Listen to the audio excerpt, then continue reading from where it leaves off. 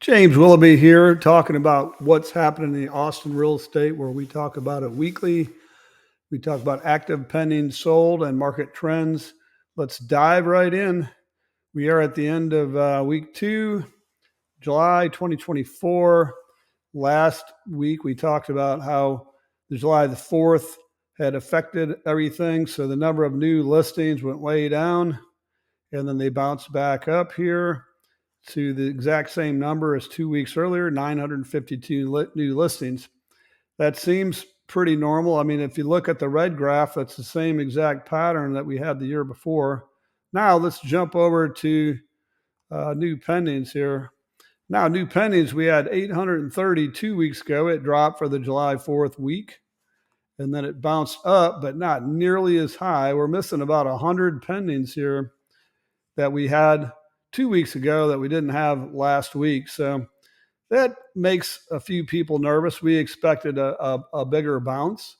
So activity was pretty slow last week. And as further illustrated here on the new actives versus new pendings last week, you see how much the gap has grown.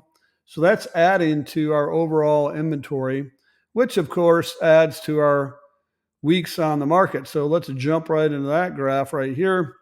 Weeks of inventory, otherwise known as absorption rate. How fast would we mop up the current inventory if no new listings came on the market based on last week's number of pending sales?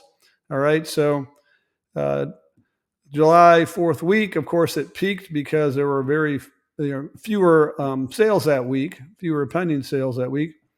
And then last week, we did have a bounce, but not nearly the bounce that we'd expect. So we're still at 17 weeks of inventory, and that's up from the 14 range.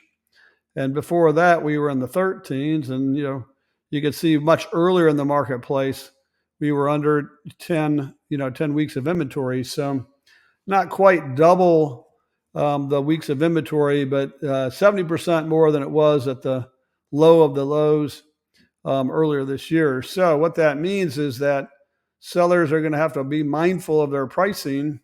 Now, there is some good news out there on mortgage rates. Let's talk about that. Mortgage rates dropped last week, and there was a jobs report that sent the 10-year Treasury yield down. So that put us at 6.89% average interest rate. And it's down slightly from the week before, but it's given us the right trend line. And according to the experts, which I am not, they feel like rates will continue to drop throughout the year as long as there's continued encouraging signs of inflation being tamed here. So that's for the big boys to talk about. I'm not going to interpret it all other than to repeat what they're saying to me. So that should be some good news.